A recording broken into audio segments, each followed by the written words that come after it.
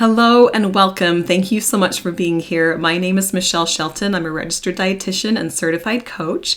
And today I want to wish all of you a happy new year. It is early January, January 7th, the time of year when most of us are thinking about what we want to accomplish this year, what we want the coming year to look like, what goals we have, what intentions we want to set.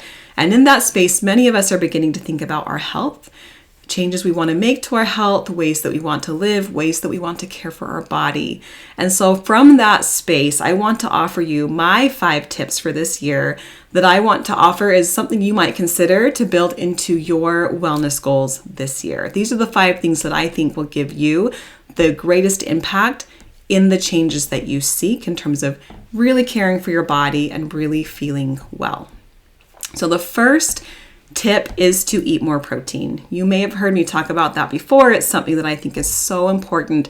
Protein has such an important role in regulating satiation. Of all of the macronutrients, protein has the highest satiation factor, which is just that feeling of fullness, that feeling of that you've had enough, that you've received what your body needs. And getting that protein, it signals to your body, right, as you give it those essential amino acids, it signals to your body a certain baseline level of nourishment that you need to maintain muscle health and metabolic health. And so getting roughly 100 grams of protein a day is a minimum. That's around 30 grams at a meal, especially in that early meal, that breakfast meal where most of us tend to be far below that 30 gram threshold. That's a great place to focus if you're just looking for one thing to change this year in terms of how you eat. Eating more protein at breakfast can have a really big impact. It can help you feel that fullness and start your day with that baseline nourishment. Many people actually see an impact later in the day of like decreased munchiness because their body has had that experience of being fed early on. So eating more protein. The second thing that I recommend is something that you've probably heard for years, since the time you were a young child at the dinner table and your mother said to you, eat your vegetables. Eating more fruits and vegetables can be one of the most impactful things you can do this year to really improve your health. Sometimes we hear, these big diets, these big changes, and really it is so simple. Going back to the basics, eating more fruits and vegetables. Fruits and vegetables are a really important source of the vitamins and the minerals and the antioxidants our body needs to maintain healthy metabolism and to protect our brain and our heart and our muscles, all of our tissue from harmful oxidants, right? That's why we call them antioxidants, right? They protect our body from all of those things. Really important. They are also a really important source of fiber. And fiber, we know, nourishes our gut microbiome, which will help maintain an optimal immune system, which again, this time of year in January, as flu and norovirus and all the things are really high, you want to maximize your immune system. Eating more fruits and vegetables will help you do that. It also helps nourish your nervous system. It helps keep that gut regularity, and it helps prevent or reduce inflammation in your body. So many benefits from fruits and vegetables. The way I think about it is every meal I'm thinking, how am I going to get my color? Where am I going to get my color?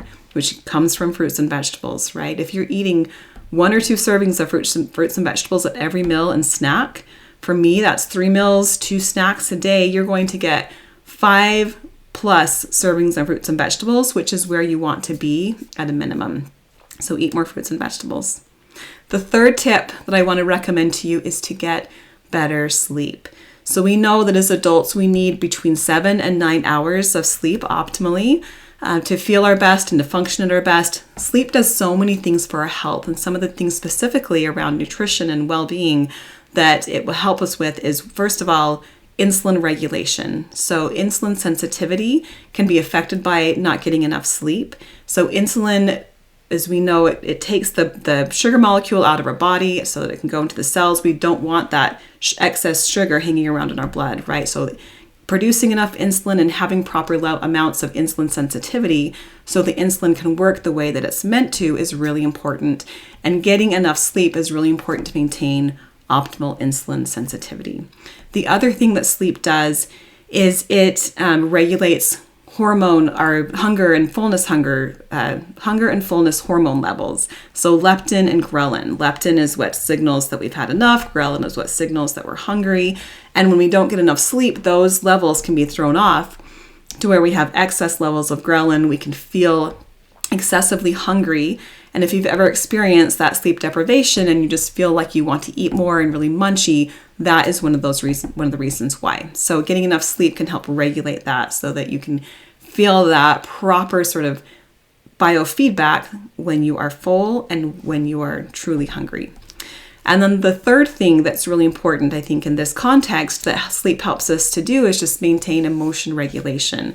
So we've all experienced those times, right, when we are just sort of worn a little bit thin, we didn't get enough sleep, and we're just a little bit more on edge, right? Any parent knows that feeling, right? The years that you live in that space. Getting enough sleep can help with that emotion regulation, where when we are emotionally dysregulated, many of us turn to food, right, as a way to sort of soothe that feeling in our body, and that is not the right response, right? That's not going to help us, and it's going to throw off our health goals. So getting enough sleep can help regulate your emotions, and so that you're less prone to eat emotionally and sort of have that eating response. The fourth tip that I recommend is probably something you're already thinking about. It's January. We're seeing all the ads for all of the gyms, right? All of the discounts and promotions to get people into those memberships. And I'm not recommending necessarily that you do that, but I am recommending that you move more. Moving daily, moving consistently. And here is the key, in my opinion. And this is where, like, maybe you do get that gym membership, but if you're not going to go, don't do it. Find something that you know you can maintain every single day, or most days, right? 5 or 6 days a week, that you can maintain that movement, that you can feel good as you do it, and that can help you connect to your body, connect to your community, whatever brings you joy. Find a way that you can move your body daily. That's really important. We know that is so important to your health. And then the final tip, number 5, is that you be human with yourself. Know that some days are going to be better than others, and a bad day does not mean failure. It just means that you're human, and it's totally normal. So after those bad days, get back on track, come back to focus, come back to your intention, and keep on that path. Consistency is probably the single most important thing. We know that health and well-being and nutrition and movement, all of those things, what really matters is what you do in bulk, right? The majority of the time. And so those days that don't look the way you want them to are not going to set you off, as long as you can come back to center and stay focused on your goals. So be human with yourself on this journey. So those are my 5 health tips this year. I wish you all the best on your wellness journey. If you're interested in knowing how you can work with me as a registered dietitian, I do one-on-one coaching. And if you'd like more support and help on your journey, go to nourishwhoyouare.com and you can sign up for a free coaching consultation. Totally free, no strings attached, but we just have an open conversation about what you want to achieve in your health and wellness and how I can support you on that, what my approach is, if it's a good fit. And if it is, we can talk about what that would look like. So go to nourishwhoyouare.com and sign up for one of those coaching consultations. Thank you so much for being here. Don't forget to click subscribe for more health and well-being tips and strategies, and I will see you in the next video.